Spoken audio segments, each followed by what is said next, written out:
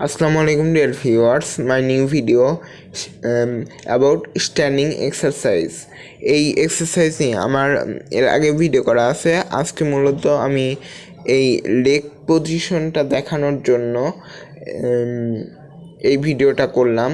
তো ভিউয়ার্স, আমি ভিডিওতে লেগ পজিশন এবং সিটিং থেকে স্ট্যান্ডিং দেখাচ্ছি।